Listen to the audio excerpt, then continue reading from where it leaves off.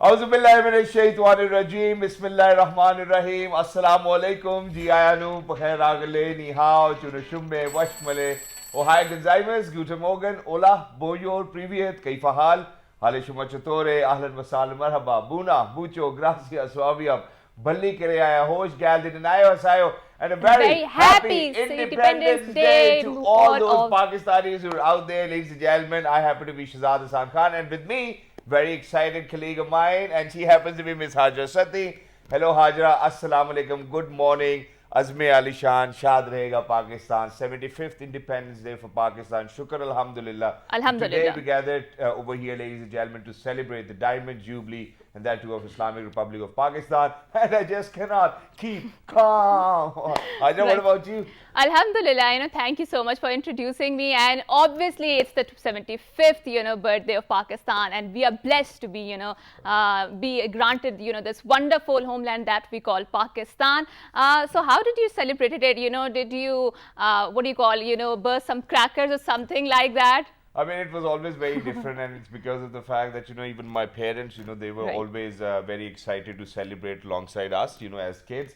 So, I still remember that from 10th of August, I would start pulling my father's hair and be like, hey, can we go buy some buntings and flags and whatnot? Right. And he always made sure that he's going to delay it till the 13th. And at times, I've even gone to the market on the 14th August morning as well to make sure that I'm going to get some buntings and flags and whatnot. Right. But there's one more thing which I always remember very fondly, and that is that whenever it used to be 14th of August, Alhamdulillah, it's always raining. This is one thing which has always been with me, and it's because of the fact that no matter how hard you kind of put in the effort to make sure that you're going to decorate your house and show your patriotism, by the end of the day, whenever you wake up on the 14th morning, you see, okay, yeah, it's raining, so it's no point. So then, and this is a very important message, because then our parents used to tell us that you really need to go up on the terrace or onto the roof too as well, and go ahead and make sure that you collect all of those flags which are actually on the floor too as well, which I believe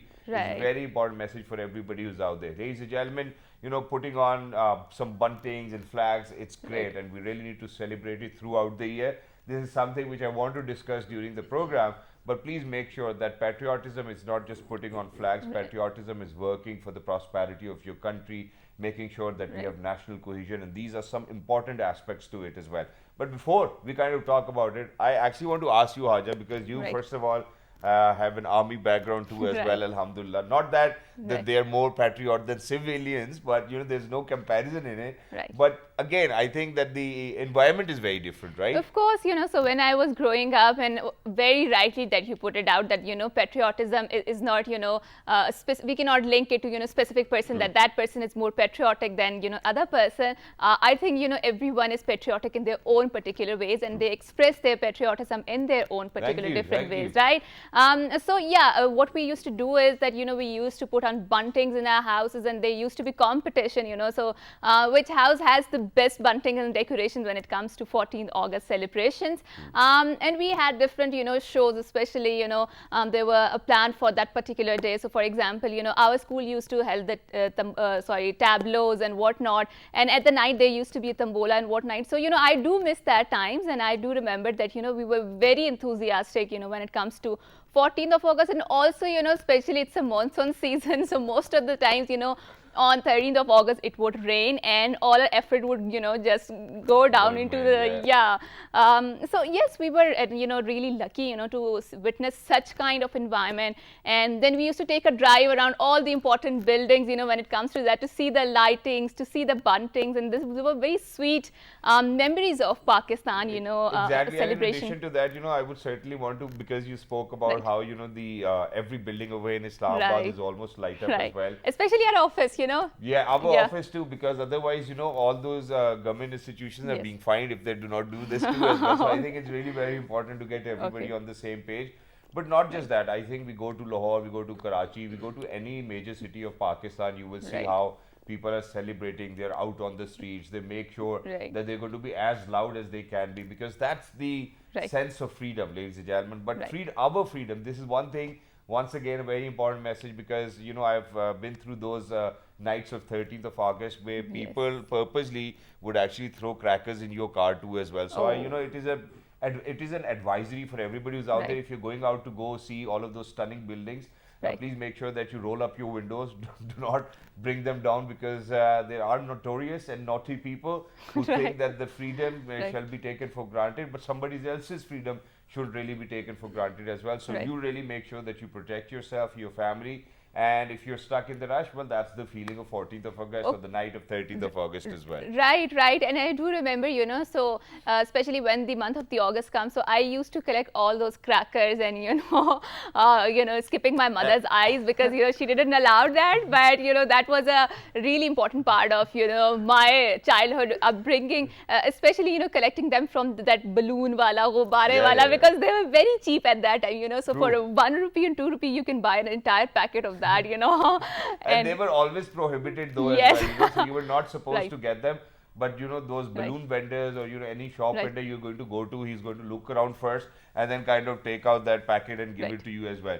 But I have a question for you. Were you the sort of a firecracker person who would actually do like this and then run away, phatne wala, or were you like, no, not haath mein phaadne wala, but you know, I had, you know, really fear of that. But you know, once I get pro at that, then you know, it would get really easy for me to, you know, burst out all the crackers when it comes to that. But you know, I was always afraid of that. You know, what do you call shooter bump? I don't know, how do you call shooter bump? Yeah, and you call it shooter bump because it has a thread all over it. Yes, as well, and it has a really, you know, it's really loud, and it can get dangerous too as well, and it really pops very quickly too as well. So you really do not get enough time to go away. But okay, enough of firecrackers. I think we really need to go back in time and kind of reminisce about the sacrifices our elderly have made. And I think that today we really need to pay tribute to our father of the nation, Quaid-e-Azam Muhammad Ali Jinnah, the ideological father, Dr. Allama Muhammad Iqbal. I think each and everyone actually contributed equally towards the, you know, to provide Muslims a free land, which obviously is the main purpose of getting this land, Pakistan.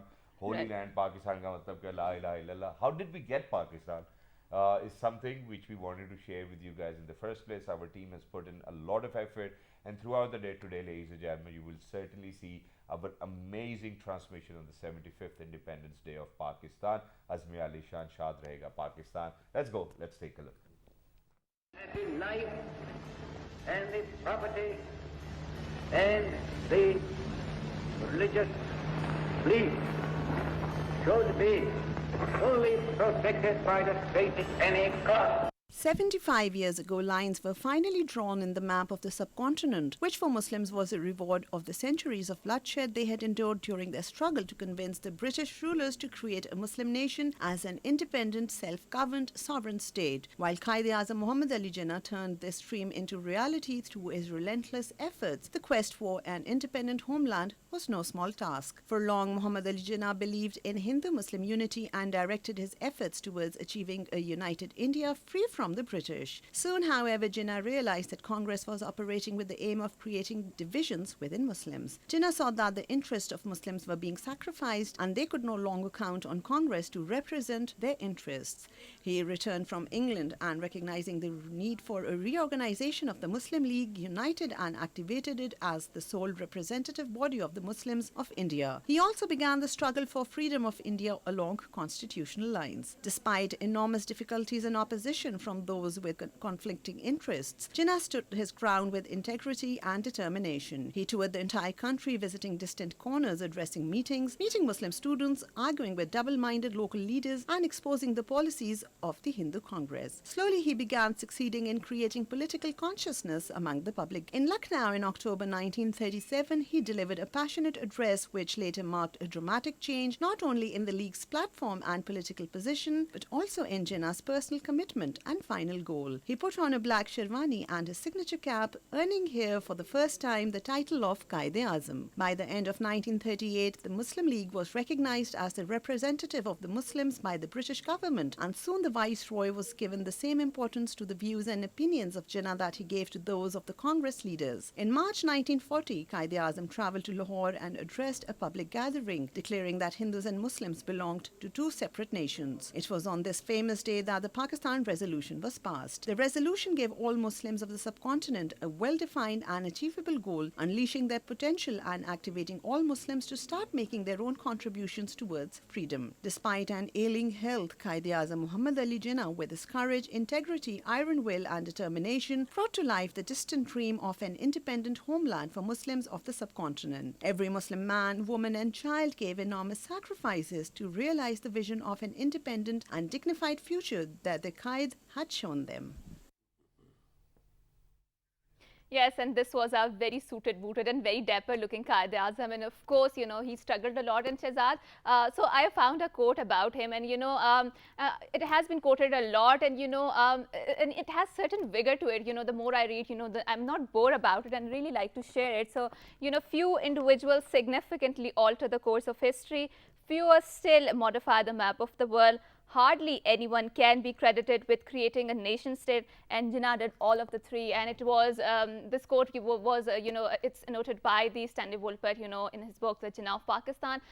So before any ado, and we would like to throw more light on his life and talk about the creation of Pakistan, and what does Pakistaniyat mean to us, because we have very lovely guests and we would like to introduce them in our studio and talk more about our Independence Day. So first of all, we have been joined by Mr. Sabahuddin, who happens to be a scholar and also a writer. So, Assalamu Alaikum and Happy Independence Day. I'd like to convey this message of Mubarakbad and facilitation to the entire nation. Smile, I think we can. Yeah. Of course, I can't generate that much energy which you have, but still, I share your vigor and energy in conveying this message of Mubarakbad. Jazakallah sir, thank you very much for joining us, and that too on this day, which is very important to us. Not just this day, I think every day spent within Pakistan, ladies and gentlemen, is a very important day, and we really need to be thankful to Allah Almighty for giving us the sovereign land and the free land too as well. Alongside Sabahuddin Saab, we're very lucky that we've actually been once again joined by, once again is for being the chairperson in CRC as well, and she happens to be Ms. Afsha Tehseen Bajwa. Hello, Assalamu Alaikum, good morning, Happy Independence Day. Walaikum Assalam. Good morning to our very, very dear, enthusiastic anchors, and a happy Independence Day to the entire country and to all the Pakistanis who are living all over the world in other countries, and looking forward to us to enjoy all the celebrations being made by all the Pakistanis here. Alhamdulillah, that's wonderful. That's a wonderful and a very comprehensive message, which I believe is really important for everybody to enjoy early in the morning if you're watching us in 46 different countries. So wherever you may probably be, aapko bhi aur aapko bhi. 75वां Yawm Azadi बहुत मुबारक हो. And towards the end, ladies and gentlemen, once again, because we do believe that future generations totally rely on to the education segment, and we really wanted to have somebody represent the education within Pakistan too as well. She happens to be an educationist, and she happens to be Miss Nausheen Paracha. Hello, Assalamu Alaikum, बहुत मुबारक हो आपको. How are you? Thank you ji, Assalamu Alaikum. Thank you so very much. आप सबको भी बहुत मुबारक हो. Happy Independence Day to everyone. Thank you very much, and it's wonderful to have you over here once again in the studio too as well. So let's get started. Sabahuddin Saab, first things first. First of all, I want you to highlight the importance of this day when we actually gather together to celebrate the independence. What message does it give to all of us? And then what is the way forward? These three things from all three of you first, and then we will move on.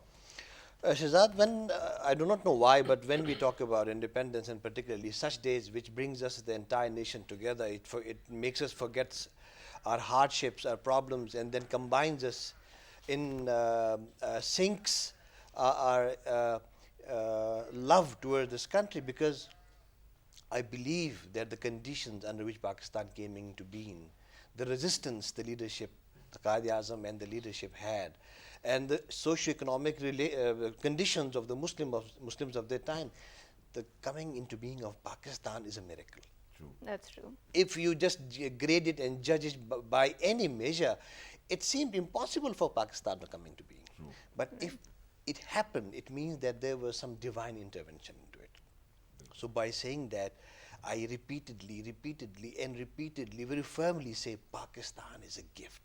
And it has been gift, that's why we call it Mamlikat-e-Khuda Dad. It was impossible for us to have it, so it has been gifted to us. Right. And when something is gifted to us, we are supposed to learn it, to love it, to endear it, to value it, to take care of it. So this is how I look at the independence. And the second thing is, independence doesn't only mean that you have the freedom to do whatever you want. It doesn't mean that you have a defined territorial, structure, or you have an independent government.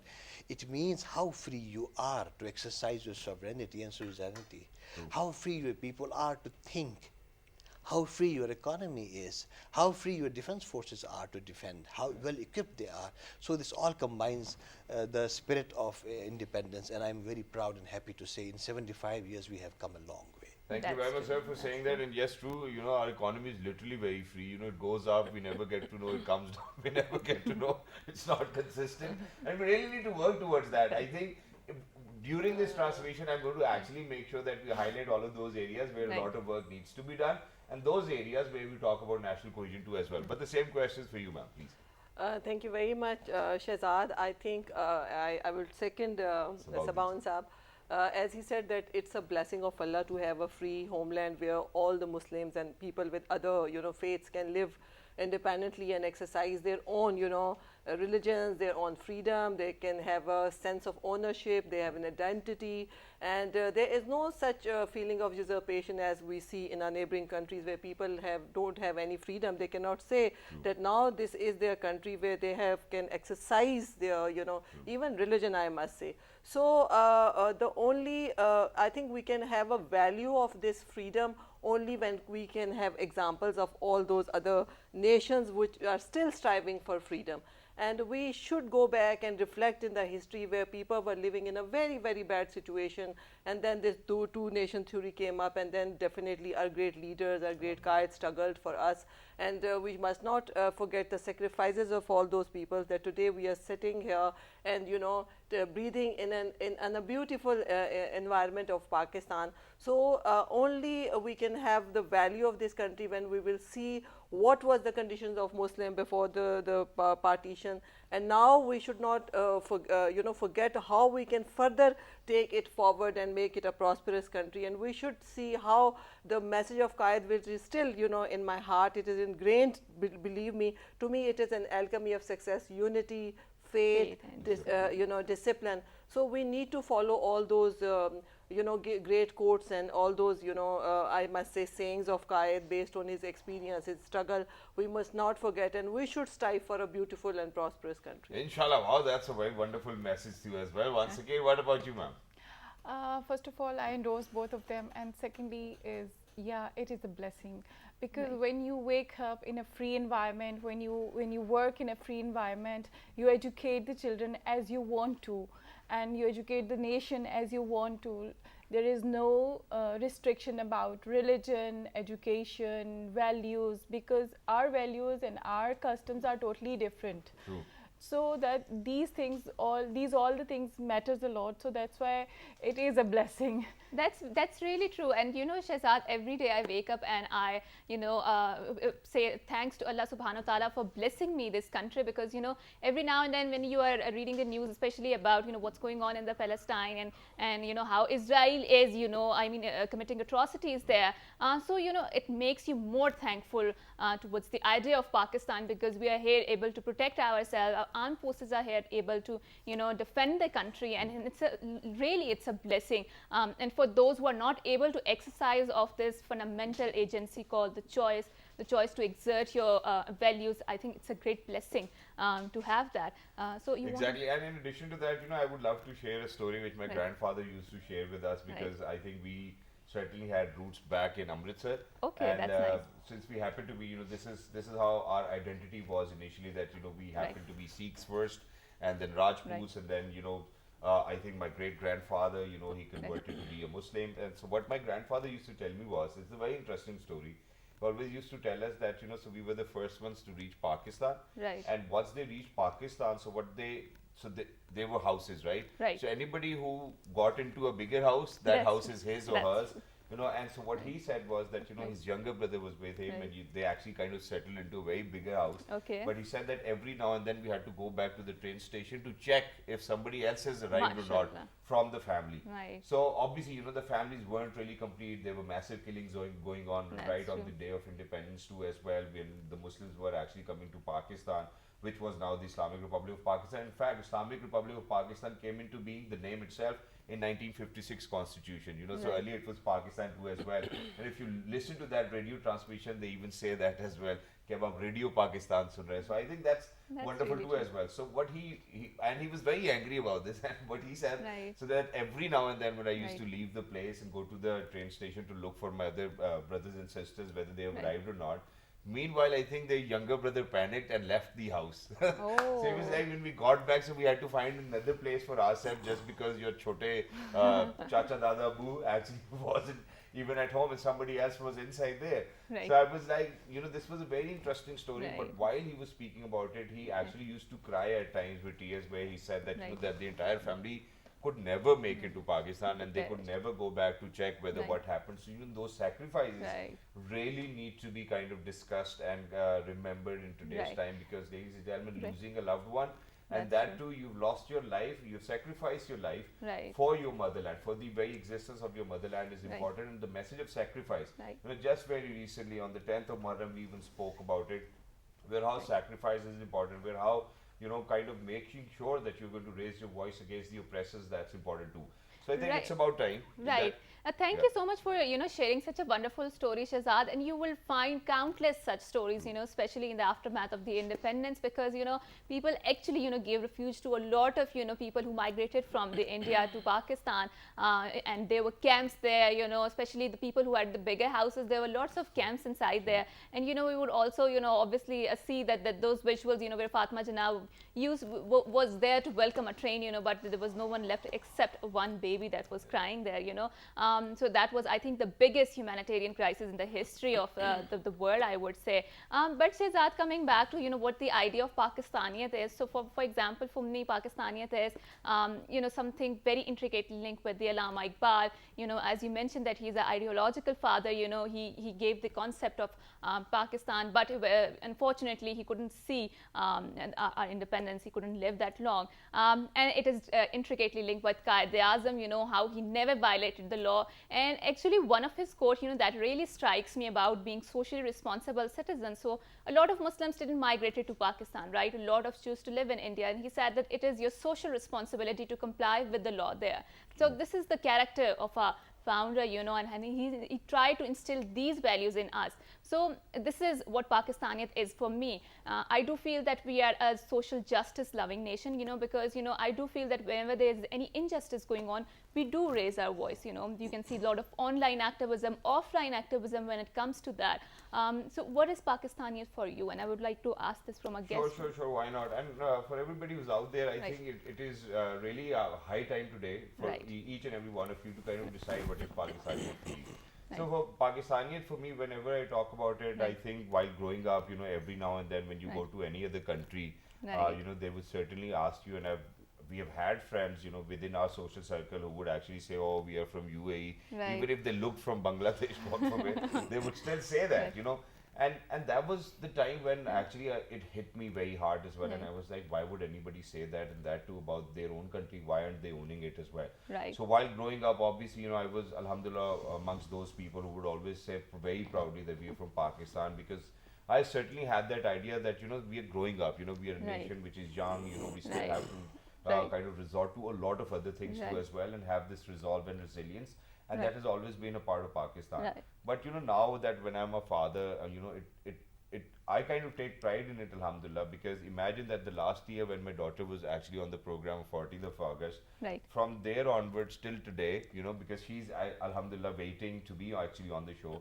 She's been saying that, I really need to be a part of your independence program. So that's the kind of values I see instilling within my own offsprings too as well. So I believe that, alhamdulillah, my Pakistani has lived with me, and no matter what happens, if it comes down to Pakistan, ladies and gentlemen, forget this, that we might have a divide due to political parties or due to political leaders. God forbid, if we think, as a nation, that there's an external harm which is going to come to Pakistan, there's a lot of national cohesion and unity you're going to see, and then everybody's going to forget what's wrong. But God forbid, if we see that there's an army probably which is going to harm Pakistan, and army can be of any sort. It can be physical, it can be an ideological. I think, in the terms of software, when we talk about it, there are a lot of different mechanisms for that too as well. But the nation will always be together when it comes down to Pakistan, and never will I ever actually kind of give space to anybody to say anything about my motherland. That too, God forbid, if it's negative, positive, be my guest. Why not? So let's, sir, what about you? What is Pakistani for you? Before I go to define Pakistani, I would just like to reiterate what you two were saying. Sure. Right. Freedom, the struggle to freedom is never free. It costs you a lot. Right, that's true. It demands blood. And even today, when you are enjoying freedom, it's still not free. It costs dead bodies, it costs blood of sons each day. Right. The flag that adorns your dress, the flag that adorns, the flag post on your house, it also wraps the dead body of our shoulder. So we have to understand that these lives, these sacrifices are for our freedom. True. The second thing, 75 years, nothing. In the lifespan of a nation, nothing. So we are, as you said, we are a very young nation. We are in a process of evolving ourselves. We are in a process of understanding our potential. Right. Now coming out to Pakistaniyat. In Pakistan, we come from various, now we all sitting in this one room, we from different backgrounds, from different areas. So this diversity, the celebration of this diversity, the understanding of this pluralism, it is Pakistani. Maybe we are from one faith, or maybe we are from different schools of thoughts. Maybe we believe in the political ideology of one party or for the other.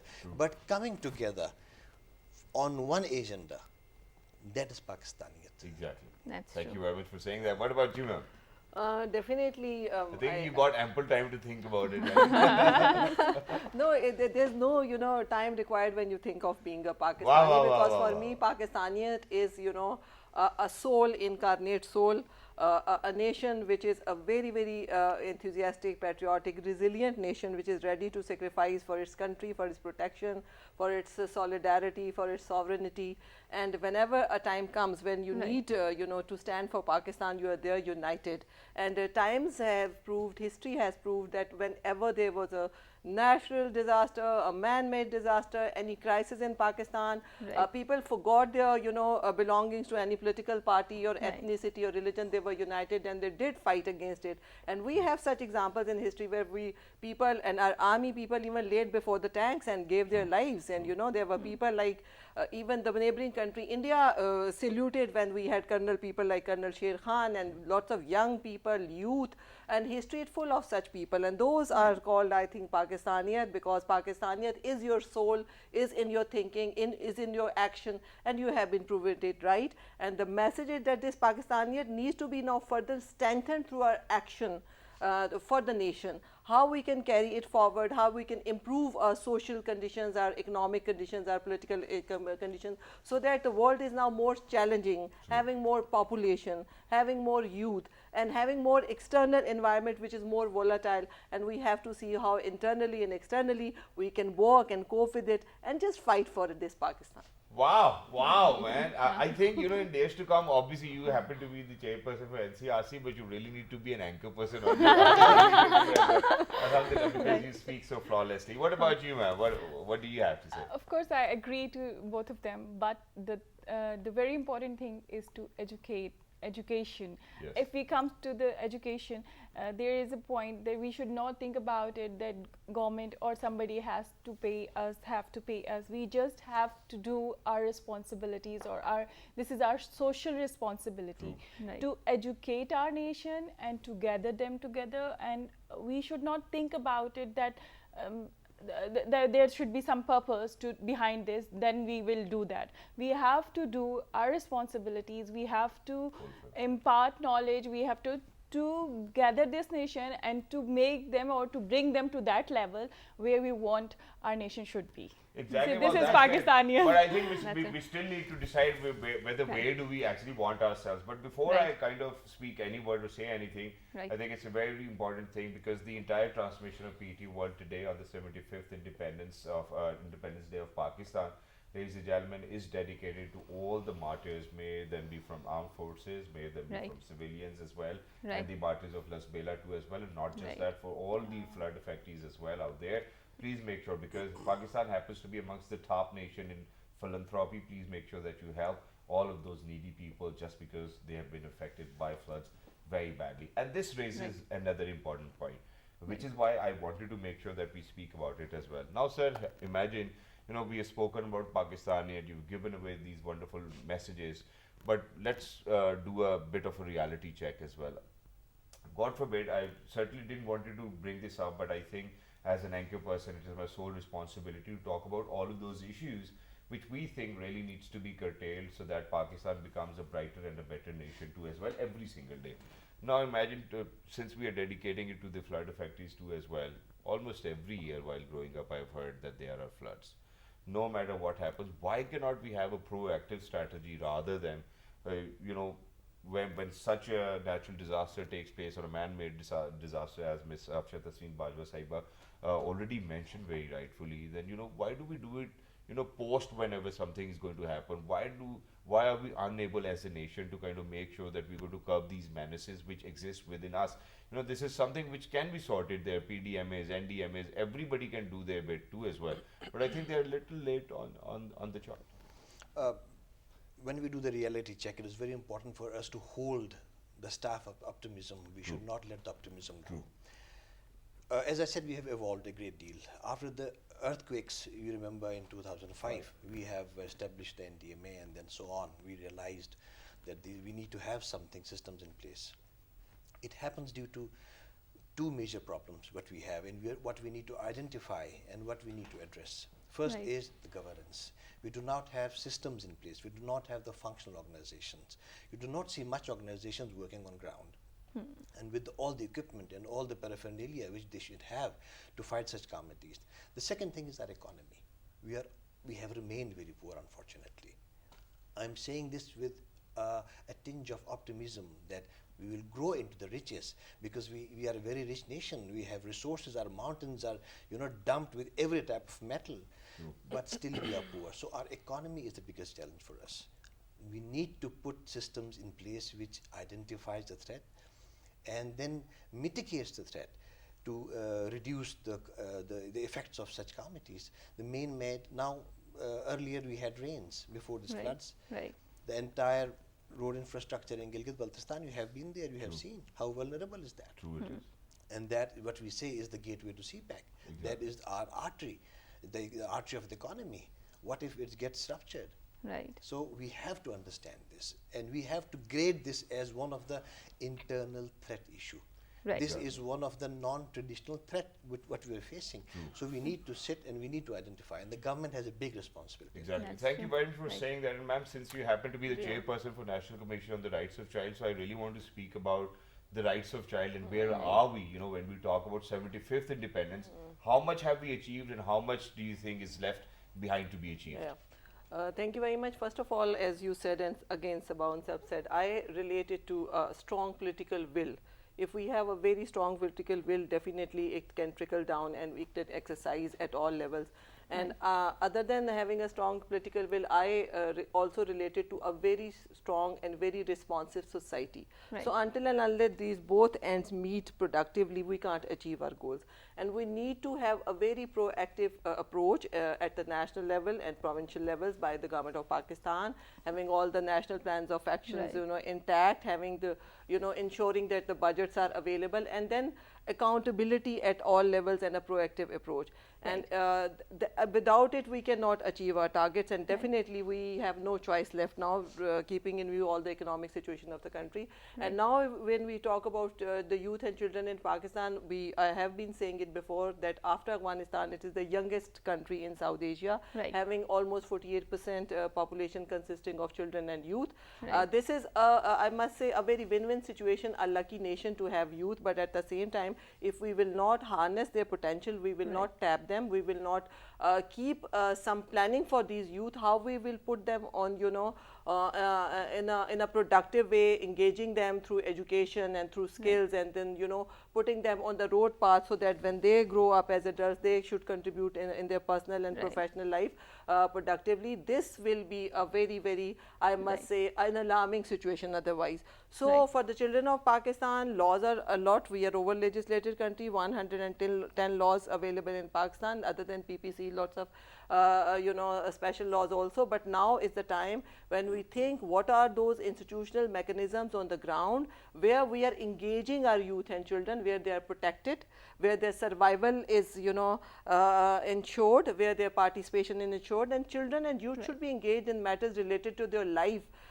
engaging them politically, engaging them socially, and making them part of this whole nation building.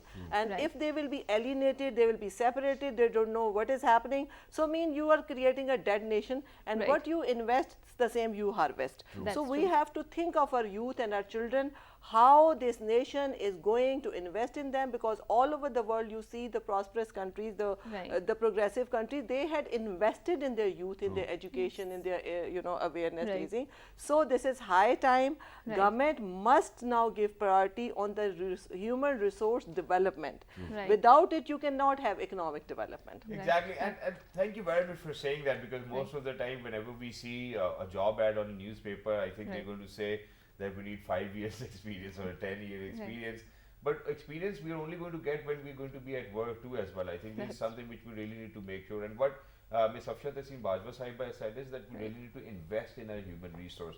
And countries who have actually invested in their human resource, their Prime Minister actually stands in the G20 summit too as well. So we really need to keep that in mind, because those countries are progressive countries, and their economies are progressive too as well. And hence the entire nation benefits too as well. So, now I think it has come down to the education bit of it. How do you think that the schools are educating the children or instilling the very craze of Pakistan, or, being proud of Pakistan or Pakistaniyat, or being patriotic?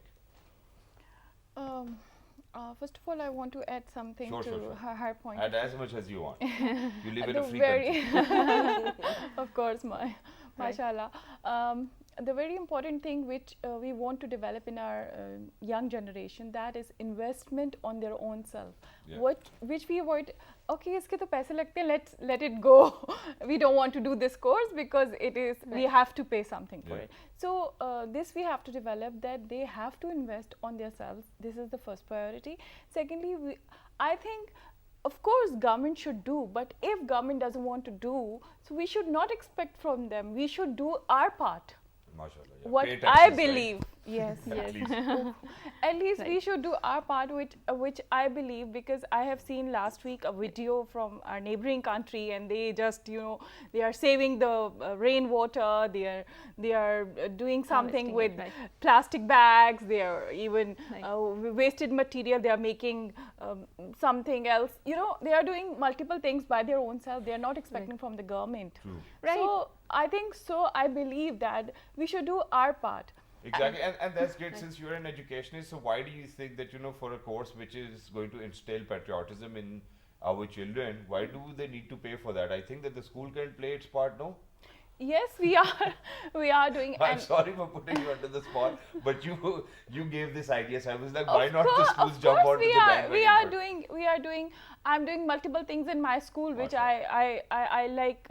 I'm doing saving water activity with my children. I'm oriented. I'm giving orientation to my parents how to save water, because in which area I'm living, I've just seen there are lots of wastage of water, which is the next disaster coming up around the corner about that as well.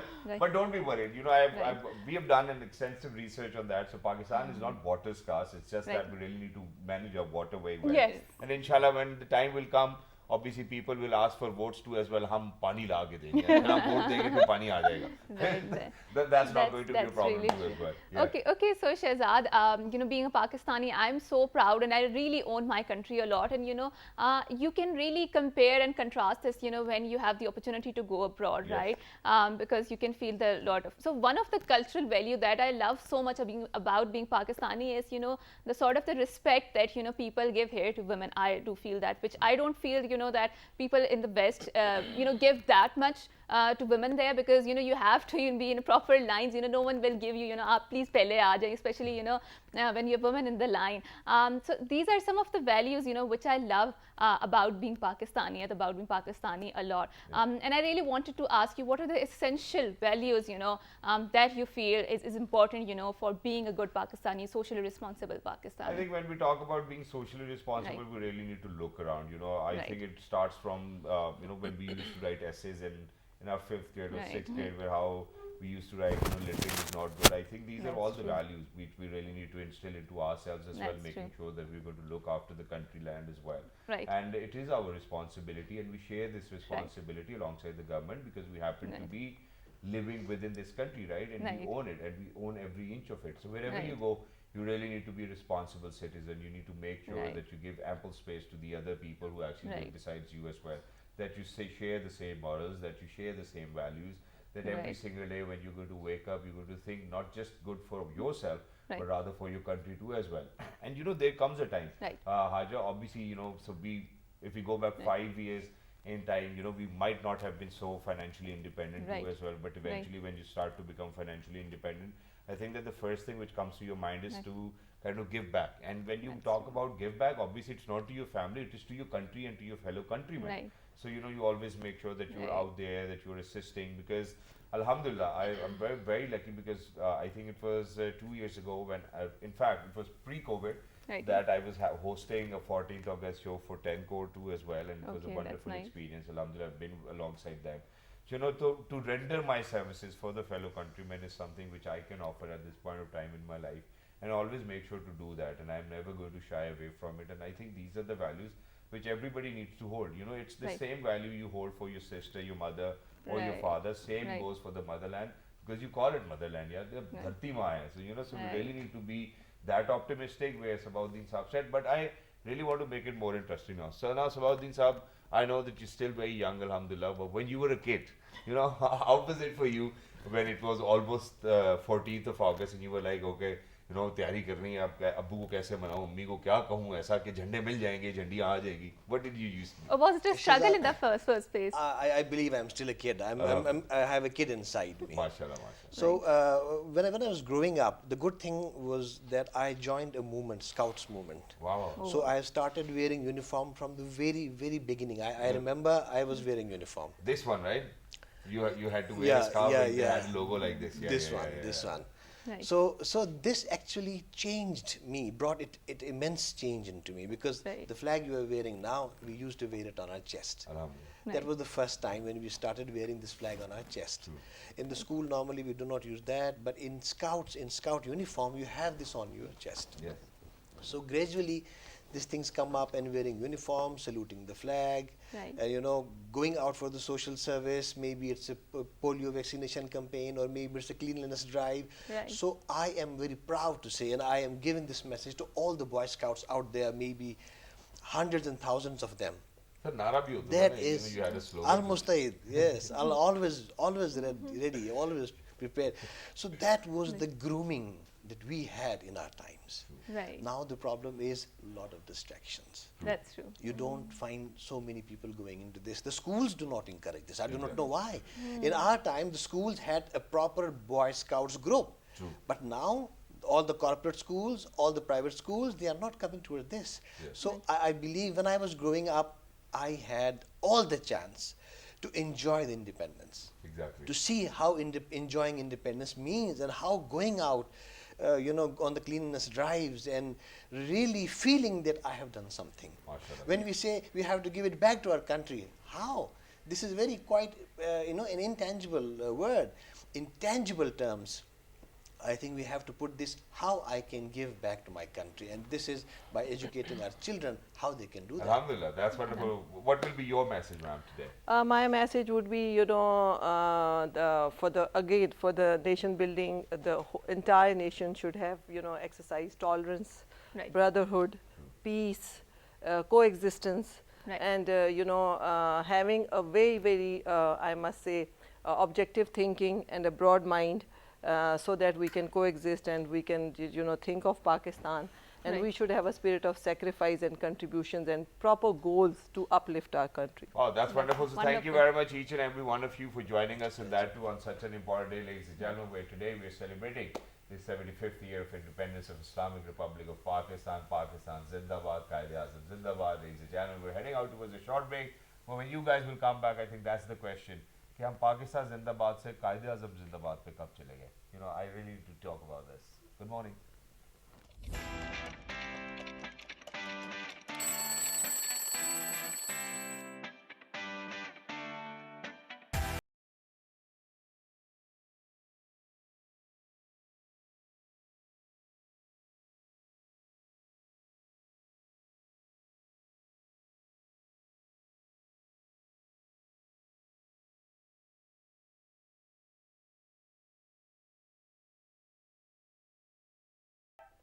Welcome back. And earlier on we were talking about the sacrifice, and I do feel that countries are a quirk of geography, but the nations are made, and nation always demands sacrifice. And I think there was a lot of sacrifice and bloodshed that went in the creation of Pakistan, and I think we are still sacrificing for the sake of a nation building, for the sake of a country. And I think one such example is the Shuhada of the Laswela, who sacrificed their life for the sake of our beloved country, for the sake of a beloved homeland, for nation building. And I think this is what our country constantly requires and demands, so that we can become more stronger, we can become more united. So one for all and all for one, where we find the strength in our diversity, right? So we have a really amazing report. So let's look at that. And after that, and you know what, before actually we go out onto that video, so we have obviously been talking about or reminiscing about how we used to prepare for 14th of August too as well. So, for all of those people who are out there, we're going to take you back in time, if you're an older person, but if you're still young, obviously you're still enjoying it too as well. If you're a kid, you still might be enjoying the same essence. So, how do we prepare as Pakistanis for the Independence Day of Pakistan, our motherland, ladies and gentlemen? Let's go. Let's take a look. And I believe that it's going to be a really interesting video to watch too as well. Please go. Thank you, team, for putting in the hard work.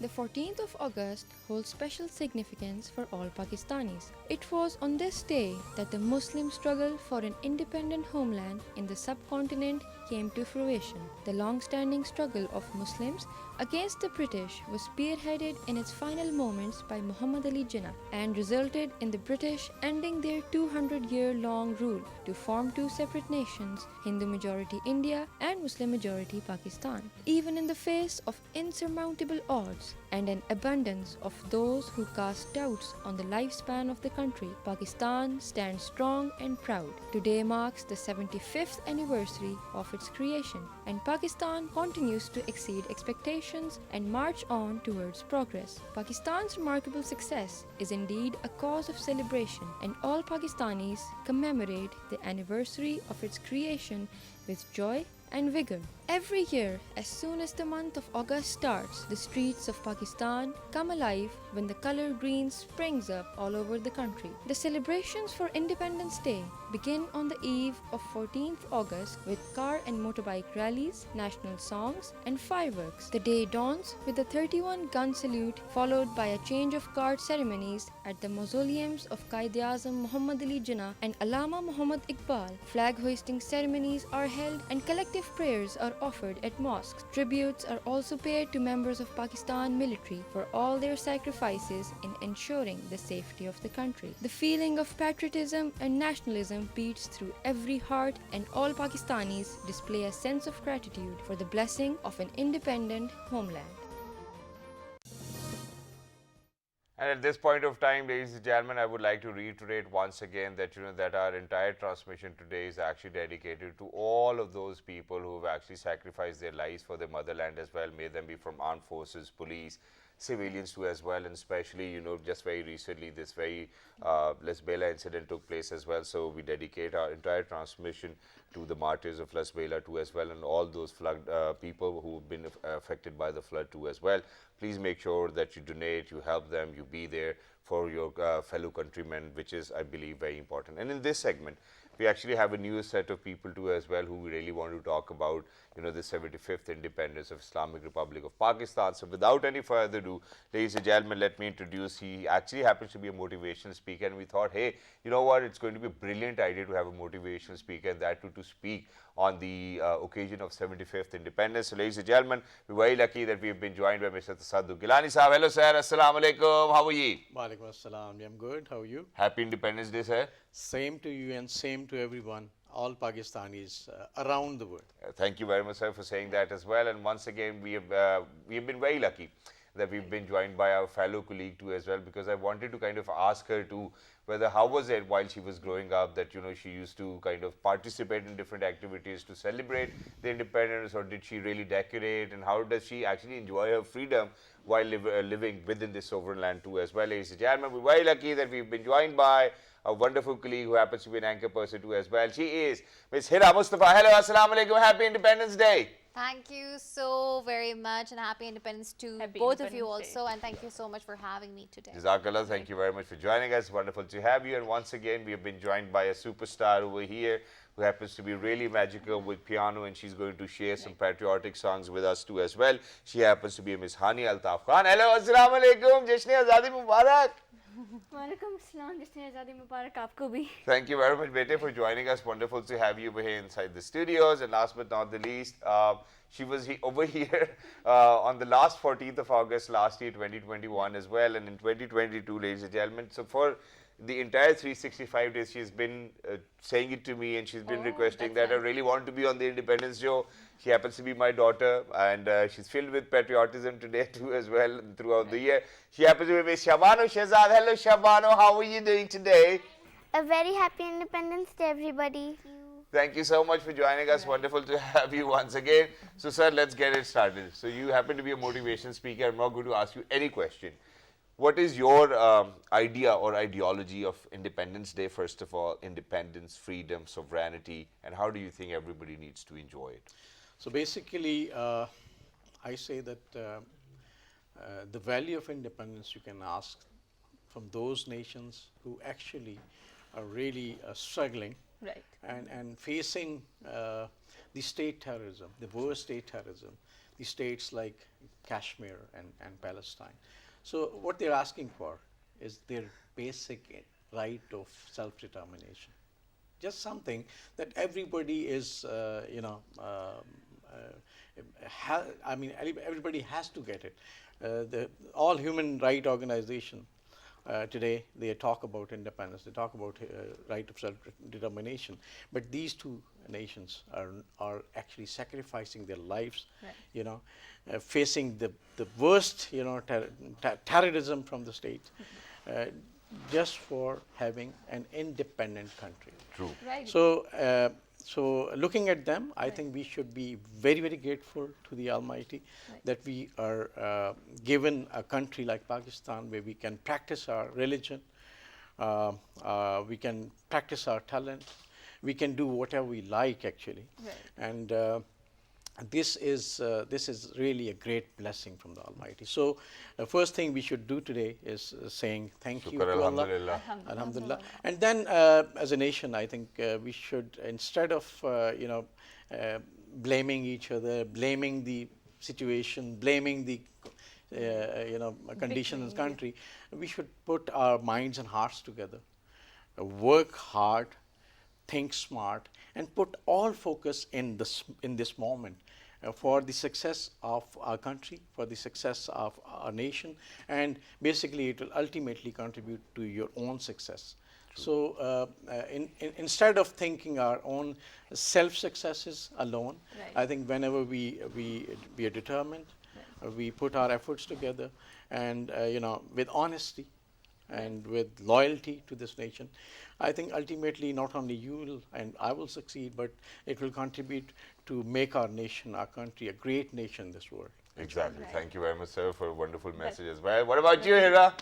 So do you blow the, what do you call, trumpets or horns, that baja vajana? That's really annoying. Well, I agree with Sir, whatever he stated, and I would like to mention about Arshad Nadeem, who actually brought a gold medal to us. So it's a pride moment for all of us. That's true. So but reminiscing the old days of my childhood, I remember that with my dad, I used to decorate, my rooftop and, hoisting the flag, and along with my siblings, I used to get very excited and passionate. Enthusiasm was like touching the sky, like, oh my God, it's Independence Day, 14th of August, and it's the day like I would like to mention that our forefathers have laid their lives for this day. Right. So I feel very proud, and it's same. I'm very enthusiastic, and I'm feeling very passionate about it today also. It's 75th Independence Day, and I'm very, you can say, patriotism is very high at the moment, and talking about the set, it's very lively. So I'm actually, feeling very excited and enthusiastic at the moment. Oh, that's wonderful. Thank you very much for sharing the feeling. At this point of time, we really need to kind of mention over here, because when we talk about Pakistan, I think if we start from the south till the north, ladies and gentlemen, we get all weathers, we get all sorts of fruits. We have spoken about how we have all sorts of minerals which we really need to dwell upon. Right. At the same time as well, we have the highest cold desert too as well. We have K2, we have 8,000 days over here. So we have almost everything, alhamdulillah, and we really need to thank Allah Almighty for all of this as well. But I want to move on to Hania. So Hania, when it's Independence Day, how do you celebrate it first of all, and then what are you going to share with us? Well, there are many ways that we celebrate Independence Day. We go to shops, or we go somewhere to eat, or anywhere. What do you eat? What do you eat on Independence Day particularly? A burger? Anything. Or a nugget made up as a flag too as well? Something of that sort? Or a cone maybe, which is green in color. I think she's thinking. So whatever you like, you eat that, right? Yeah, kind of like donuts. Donuts, donuts are cool. Even I can have a donut too as well. Did you have it already, or are you planning on having it afterwards? I'm planning on having it. Wow, that's wonderful. Where did you get this dress from? This is very beautiful too. I bought it from a store yesterday. From a store yesterday for the program? Oh, that's wonderful. So you prepared a patriotic song for all of us. Which one is it? I have prepared a very beautiful song, which is Soni Dharti. Yes. And it is also a prayer. Yes, exactly. Right. So why don't you go ahead and share it with us? Okay. All right, let's do this. Soni Dharti, ladies and gentlemen, by Miss Hania Altaf Khan.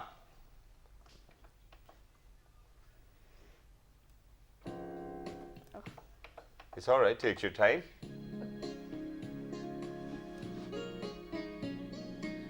And Hajra's going to sing along with you. Yeah.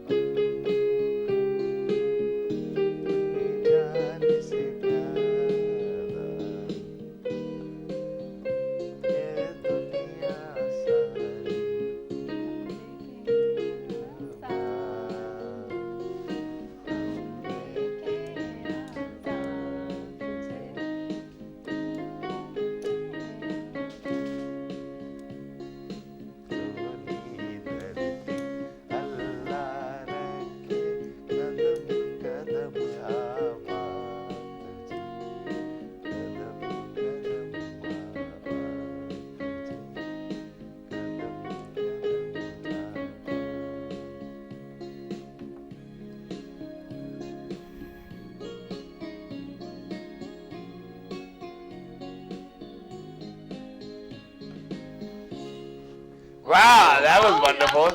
Thank you very much, Hania, for taking out time, preparing it for us and sharing it with our audience as well. It was wonderful to see your patriotism, which you expressed through playing the piano too as well, which I believe is wonderful. But let's move on to Shabano. So Shabano, how do you prepare for the Independence Day of your country?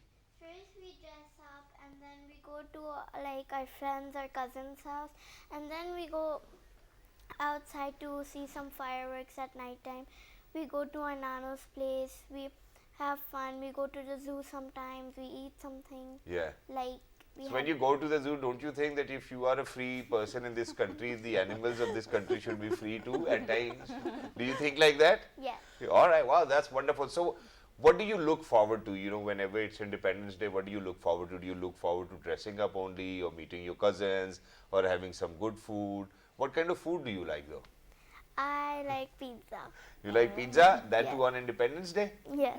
Wow, that's wonderful. So do you recommend that everybody should eat pizza every day, or do you think that we should eat healthier?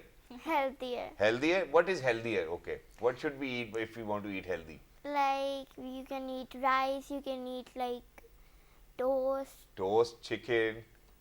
Rice. Rice. And we get everything over here in Pakistan. I think that's wonderful. Thank you very much, Shabana, for your wonderful message. But moving on to you, sir, now. I had a very important message which I shared before actually heading out towards the last break when we were ending up the first segment. And I said that, you know, we've actually had a journey from Pakistan Zindabad to Quaid-e-Azam Zindabad. You know, and it's a menace which exists within our society. And this is the day when we really need to create that ripple effect, when we come together, when everybody's in front of their television screens, they will see what is being televised or what is on air too as well. So how do you think, first of all, that this happened? Do you think it was previously existent too within our society, where we were always about Quaid-e-Azam Zindabad? Or do you think that it is the newer generations who are more focused onto the money bit of it? If we go through history, I think I still can refer to the time before, I think, 70s. Right. There was nothing like you know, this kind of bribery. At least it's not paid. There could be some, you know, references and so on, of course, but not at this level. But during 70s and maybe later 70s and onwards, I think, I don't know what was one main contributor, but what I think is we started changing the culture of this country by inventing new ways of political, you know, changes. So what happened is that, you remember the MNAs and, you know, MPAs were started giving this kind of development funds, you know, and then this was a strange invention. I don't know why we thought just to buy their loyalties or something, but then it went into that domain. The political side of our country started going, you know, corrupted slowly, and then you know, funds mean it's a complete project, you know. So it means it goes from one level to another level, to bureaucracy, to every level, to the contractors and so on. So slowly, without feeling, without realizing, we started corrupting the entire society. And then this Afghan war started in, and then I think there was a cultural change as well. Right. So we did not realize, but look at Iran. They managed to keep those you know, Afghans in camps. Right. But here in Pakistan, we let them free, you know, move around. Even many people went outside the country on our passports. So at that point onwards, I think everywhere, starting from top to bottom, nothing was supposed to be done without paying something. And this is causing the biggest disaster that we have today. Right. So somebody was asking me, what is the reason and what is the main reason for this bad condition of a country? Right. And I was thinking, I said, maybe not following the merits. True.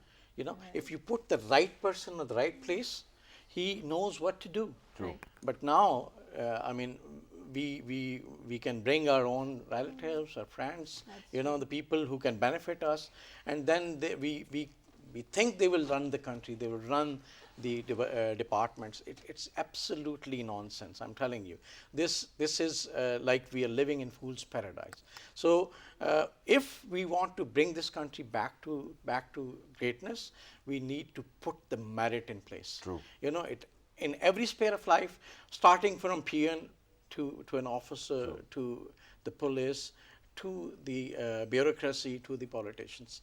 And once it happens, you will definitely see the change will come. But we need to be, you know, what leader means? Leader means, to me, leadership means a journey from selfishness to selflessness. True. Look around us. Who is selfless?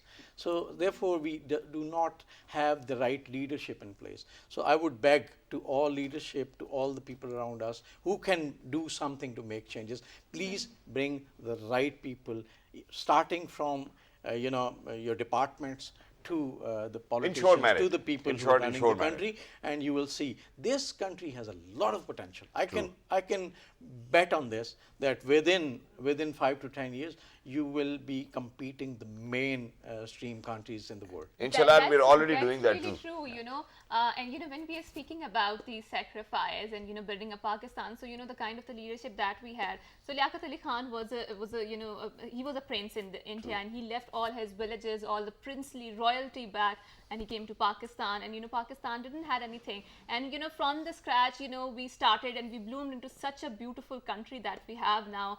So we become the atomic power, the first ever Islamic country to have the atomic power, the atomic bomb. And then we built so many dams, and obviously there are fundamental fallacies that needs to be corrected, but so earlier on our producer Sab was also saying so we started off with just one PTV, and now we have bloomed into 9 channels, right? And we are representing our culture, our faith, our values to people abroad, to the people expat community and whatnot, and our expat communities had made us so much proud. True. So this is all because of Pakistan. And every personality, every country has a different sort of patriotism to express. So when I went to Turkey, I saw that there are a lot of flags flying around.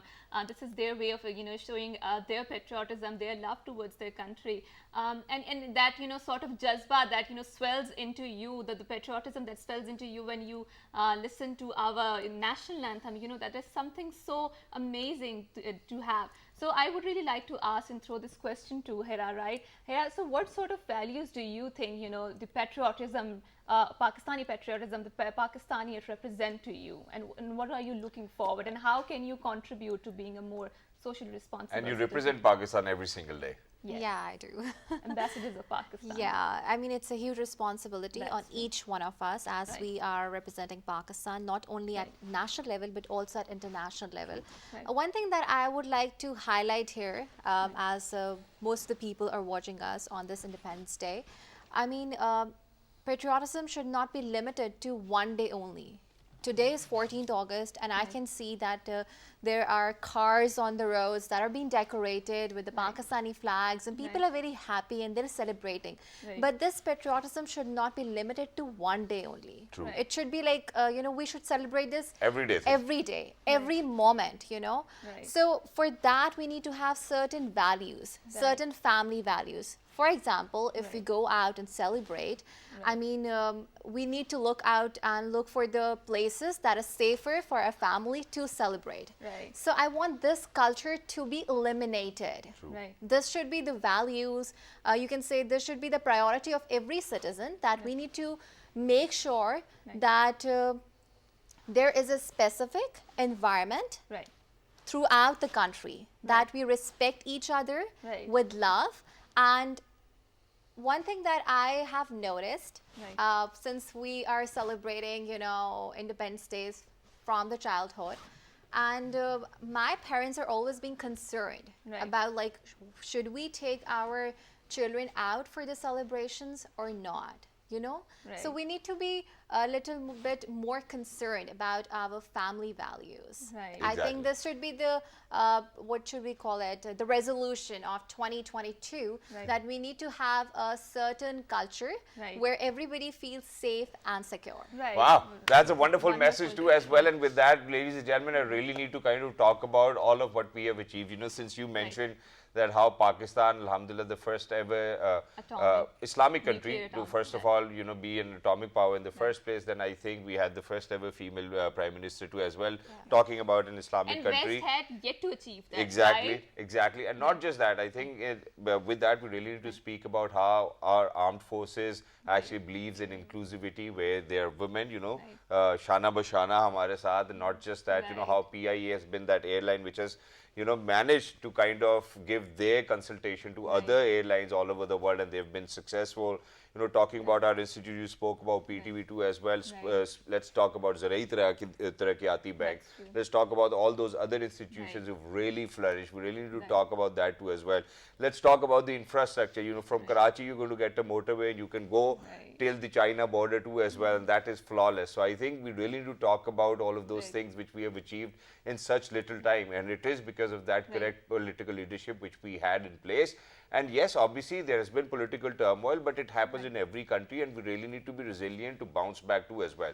So Pakistan, ladies and gentlemen, has achieved quite a lot of marvels, where we only have the only world's Air Force who actually produce fighter jets by themselves too as well. You know, so we really need to speak about it, how we are producing softwares, how we are contributing towards the information technology segment of the society, and not just that, globally, you know, majority of the people in Silicon Valley happens to be from Pakistan too as well, and most of them happen to be my friends too as well. You go to Sweden, you talk about you talk about expats. I think they flourish the name of Pakistan in other countries too as well, because any Pakistani, ladies and gentlemen, who's actually been to a foreign country, now you call them, they'll be like, sir, 2 petrol pump hai, sir, 4 petrol pump hai, we own a factory and whatnot.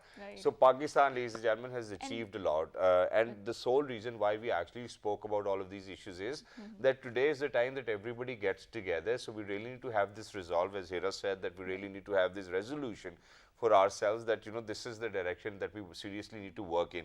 And I'm going to come back to you as well, but I want Hania and Shabano to give away messages to their friends as well. So Hania, first of all, I want you to give a message to all of those kids who are out there. What do you want them to do for Pakistan? And then later on I have another question. I will come back with that. Please go ahead. If it's about nature and the environment, then we shouldn't pollute and stuff. We should keep our country clean, and we should respect it. Always, right? Yes. And why did you choose this patriotic song, Soni Dharti? Because it's a prayer as well? Yes, and there's also a reason I chose this song. Once I heard two elderly men talking, and I felt so upset, because this is our country, this is where we were born, this is where we will live, this is where we study, this is where we eat, everything. This is where we saw, this is where we yield, right? Exactly. You know, so there's so much. So, you know, did you go ahead and chat with that naughty boy who said that? No, okay, that's wonderful too as well, you know, because you thought that every day you're going to work towards the prosperity of the country. So Shabana, what about you? What will be your message to your cousins and friends and everybody in the family? That you should not litter, you should keep Pakistan green and clean. And you should always be grateful for your stuff. Look outside, there are lots of beggars and poor people that don't have homes, food, water and stuff. So you should be pretty grateful that you have a home, you have a family, you have sisters. So yeah. Yeah, that's wonderful. And you really need to have that heart for all of those people who are out there and share your stuff with them too, right? Yes. Yeah, I think that's a wonderful message. Sir, what about you? आप क्या कहेंगे आज? क्या पैगाम है आपका? कैमरे में देख के आज आपने आंखों में आंखें डाल के कौम की बात करनी है sir. I would like to say, as you mentioned, that this country, beside all challenges, have achieved a lot so far. I mean, we are in an atomic power. When we basically, you know, got the independence in '47, there was nothing. I mean, major cities were given kind of, you know, electricity for 2 hours over generators. Today, alhamdulillah, we are doing much better than that. The thing going forward is that now it's the time to decide that as a nation, we need to unite. We need to stop blaming each other, as I said earlier. We need to put our focus to, so what in our capacity, in individual capacity, we can do the best to this village, to this city, to this province, to this country, to this world, so that the talent that Allah has given us is actually delivered to do something, unique in this world. And I'm sure, as you said, Pakistanis are competing everywhere. They're really showing their talent around the world. I just came back after 23 years from spending abroad, leading a multinational company in the region. The thing is, see, that's what I was talking about. Do pump hai, company hai. Exactly. The thing is that we have all those abilities and qualities that we can compete anybody. I mean, the people even we're impressed with, the Goras. We can compete with everyone. The thing is, we need to be positive, number one. Right. We need to be determined. We need to be focused, and we need to spend entire effort, the best effort in the moment we are living in, for the betterment of our own family, society, and the country. Wow, that's a wonderful message. Thank you very much, sir, Sadhu Gilani sir, for this wonderful message. And towards the end, Hiraji, aapka kya paigam hai? So, like, having this opportunity, first of all, thank you so much for having me today. It means a lot. You deserve it. And happy Independence Day to all the viewers of PTV World once again. Having that said, I just want to reiterate once again that instead of, dwelling on negative thoughts and energies, try to do something positive and constructive for your country, as this country is a great blessing. And there are people in Myanmar, there are people in Somalia, there are people in South Africa, not only in Palestine, Syria, or you must say Kashmir. They are struggling for having an independent country. So we all must be very thankful and grateful to our forefathers and must dwell on the positive energy. Well, that's wonderful, and that's a wonderful message once again towards the end, ladies and gentlemen. So we actually have to head out towards a short break, and once you guys are going to come back, we have a celebration, but I have a story to share. So back in 2012 and 13, I was working for a private channel. I had a handsome salary. Okay. And then all of a sudden, I got to know that, the first ever public transmission is going to go on air, and that too in English. Okay. And I was like, yeah, what a great opportunity it will be for me as a youngster to serve the nation. Right. So imagine what I did was that I resigned that private institute and I came down to PTV World, and alhamdulillah, ever since I've been here. Right. And I've seen how, Haja you, here are you, and all of the people, Right. amazing people who are on screen or off screen as well, how they're young at heart, how they always make sure to serve the country, and they're always on time, punctual, because these are the things in the first place which you can really do and control by yourself. So please make sure that every single day you have that impact. You make sure that you create that difference too as well, which is a positive one. And very quickly, I think once again, I really need to kind of talk about over here where, I'm going to reiterate once again that, that the entire transmission is actually dedicated to the martyrs of Las Bela once again, and to all of those people who've been affected by the floods too as well. Please make sure that you're out there, help them, pray for them, and, pray for the people living inside the Indian illegally occupied Jammu and Kashmir, which is very important because they certainly value, freedom too as well, and they know, that for them, it is difficult, and they kind of face all of those challenges. And when they look at us, obviously we are with you, and we'll always be with you too as well. And towards the end, I think we really need to speak about our overseas brethren too as well. That's true. Because they've contributed quite a lot towards the economy too as well. And with that, we're actually heading out towards a short break. Don't go anywhere. We will be right back, and that too with a wonderful celebration.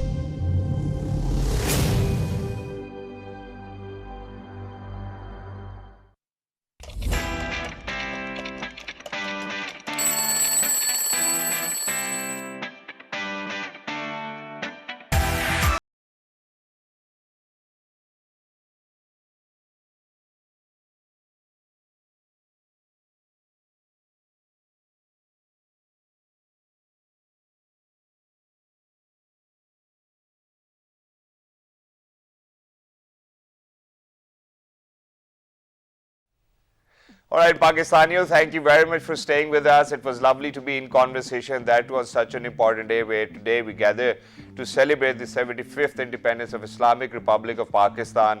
And to be very honest, ladies and gentlemen, I take pride in my country. I take pride in our fellow countrymen too as well, which is why now all of a sudden we have been joined by our future generations as well. I'm going to take a moment to ask them which patriotic song do they love, so that towards the end we can play that, sing it, and have that zeal and fervor amongst us to celebrate the 75th independence of Pakistan. So, beta ji, assalamu alaikum.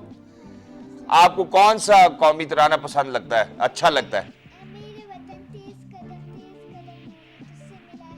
वाह वाह, मेरे वतन तेज कदम, क्या बात है. So Hania, what about you? You know, Soni Dati 1, number 2.